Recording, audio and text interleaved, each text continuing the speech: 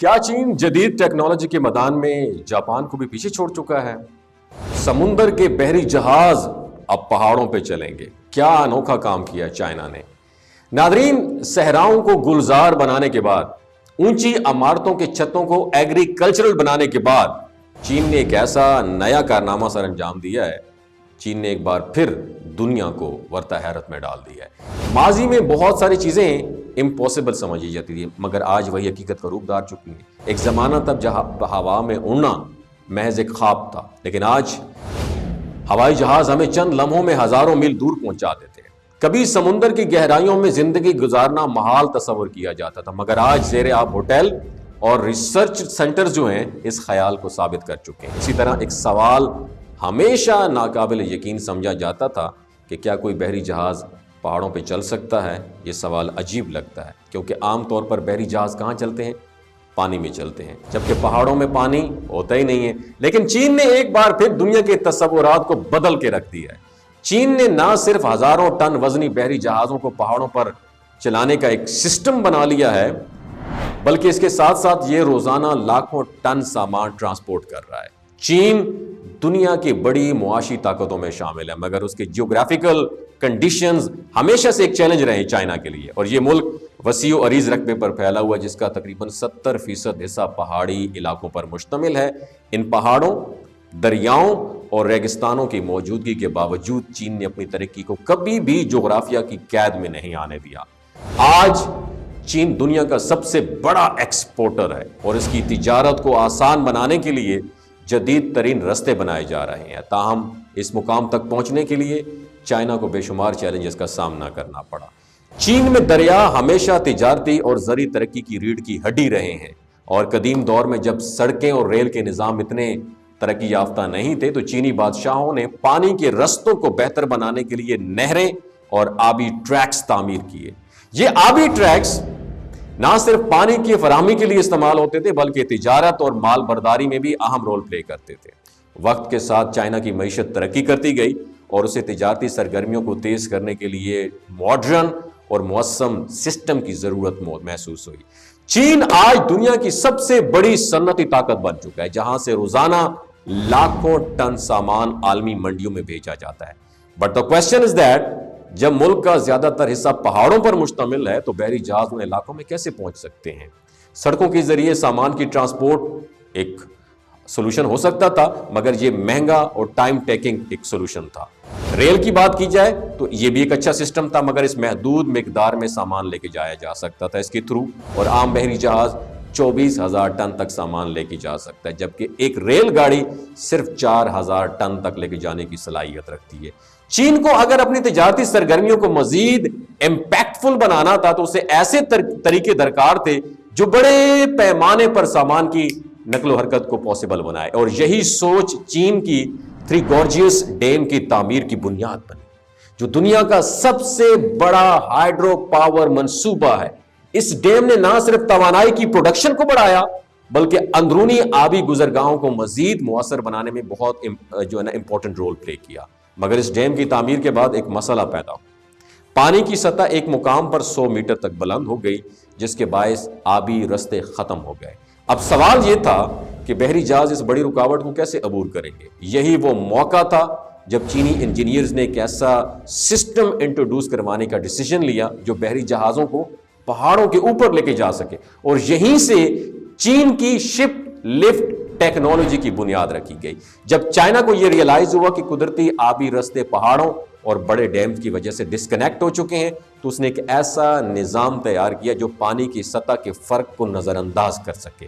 اگر ایک دریا کی سطح دوسرے دریا سے بلند ہے تو اس ٹیکنالوجی کے ذریعے جہاز کو ایک سطح سے دوسری سطح پر منتقل کیا جا سکتا ہے، اور یہی اصول دنیا کے ابتدائی شپ لفٹ سسٹم میں بھی دیکھا گیا تھا، مگر چائنا نے اسے بالکل نئی سطح پر لے کر جا کر دنیا کے سب سے بڑے شپ لفٹ تعمیر کیے۔ اور یہ ایک ایسا نظام ہے جو بھاری اور کم بحری جہازوں کو پانی کے رستے پہاڑوں کے اوپر لے کے جانے میں مدد دیتا ہے۔ اور عام طور پر بحری جہاز صرف دریاؤں یا سمندروں میں چلتے ہیں، مگر جب رستے میں پہاڑ آ جائے تو یہ پانی کی سطح نیچے یا ہو جائے تو جہازوں کی جو روانی ہے وہ متاثر ہوتی ہے۔ اور چائنا نے اس مسئلے کو حل کرتے ہوئے ایک ایسا شپ لفٹ بنایا ہے جو جہازوں کو پہاڑوں کے اوپر پہنچا دیتا ہے اور دوسری طرف دوبارہ پانی میں چھوڑ دیتا ہے. اور یہ شپ لفٹ 653 فٹ بلند ہے، اس کی ہائٹ ہے، جو مصر کے عظیم اہرام اور امریکہ کے مجسمہ آزادی سے بھی اونچا ہے.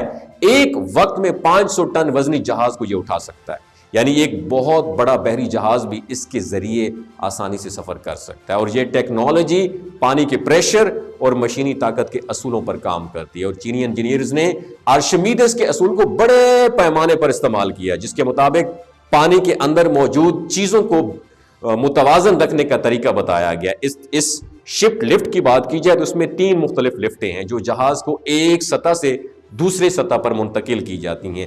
یوں جہاز آسانی سے پہاڑوں کے درمیان سے گزر سکتا ہے. اور یہ شپ لفٹ صرف جہازوں کو پانی میں اٹھانے کے لیے نہیں بنائی گئی، بلکہ اس کے ساتھ گیپان ہائیڈرو پاور اسٹیشن بھی اس کے ساتھ کام کرتا ہے، جو سالانہ 9 ارب کلو واٹ بجلی پیدا کرتا ہے. اور یہ بجلی نہ صرف شپ لفٹ سسٹم کو چلانے میں ہیلپ آؤٹ کرتی ہے، بلکہ چین کی انرجی کی ضروریات کو بھی پورا کرتی ہے. پہلے چین میں ایک شپ لفٹ تھی جو صرف 1000 ٹن وزنی جو ہے نا جہاز کو کیری کر سکتی تھی، مگر یہ طریقہ زیادہ سیف نہیں تھا. ایک اگر لفٹ خراب ہو جاتی تو پورا سسٹم سٹک ہو سکتا تھا. اور چینی انجینئرز نے اس مسئلے کا سلوشن نکالتے ہوئے 3 الگ الگ لفٹیں بنائیں جو مل کر 1800 ٹن وزنی جو ہے نا وزن کیری کر سکتی ہیں. اور یہ شپ لفٹ تیزی سے کام کرتی ہیں اور جہاز اس میں داخل ہوتے ہی 8 میٹر فی منٹ کی رفتار سے اوپر یا نیچے منتقل ہو جاتے ہیں. اور اس نظام کی بدولت وقت اور ایندھن کی بچت بھی ہوتی ہے، کیونکہ جہازوں کو پہاڑوں کے گرد طویل راستے اختیار کرنے کی ضرورت نہیں ہوتی. اور چین کا یہ سسٹم دنیا کے دوسرے ممالک سے کہیں زیادہ جدید اور مؤثر ہے. اور اس کے علاوہ چین نے پہاڑوں کے اندر ایکوڈکٹس بھی بنا دیے جو حیرت انگیز انجینئرنگ کا ایک نمونہ ہے. ایکوڈکٹس جو ہیں مصنوعی آبی رستے ہوتے ہیں جو نہروں یا پانیوں کے ذریعے جو ہے نا پایوں کے ذریعے جو ہے نا پانی کو ایک جگہ سے دوسری جگہ کیری کرنے کے لیے استعمال کی جاتے ہیں. اور عام طور پر یہ سسٹم کھیتوں کی آبپاشی اور شہروں کو پانی فراہم کرنے کے لیے بنایا جاتا ہے، مگر چین نے اسے بحری جہازوں کے لیے نیا آبی رستہ بنانے کے لیے استعمال کیا ہے. جہاں قدرتی دریا موجود نہیں ہوتے وہاں چین نے مصنوعی ندیاں اور نہریں بنا کر بحری جہازوں کو رستہ دیا ہے تاکہ وہ پہاڑوں کے بیچ میں بھی آسانی سے سفر کر سکیں. اس جدید ٹیکنالوجی کی بدولت چین تجارتی میدان میں مزید آگے بڑھ گیا ہے. اب وہ اپنے سامان کو زیادہ تیزی اور کم لاگت میں دنیا بھر میں پہنچا سکتا ہے. چین اس منصوبے سے کتنا فائدہ اٹھائے گا؟ ہمیں بحیثیت قوم چین سے کیا سیکھنا چاہیے؟ آج تک ہم ابھی کالا باغ ڈیم نہیں بنا سکے، اس کے اوپر کیسے منصوبہ بنایا جا سکتا ہے؟ اپنی رائے کا اظہار کامنٹ سیکشن میں ضرور کیجیے گا. اپنا بہت خیال رکھیے گا. اللہ حافظ. ایک انفارمیشن آپ کے ساتھ شیئر کرنا چاہتا ہوں کہ جو گلگت بلتستان کے لوگ ہیں نا، ان کی ایوریج عمر 90 سال سے بھی زیادہ ہوتی. You know Y?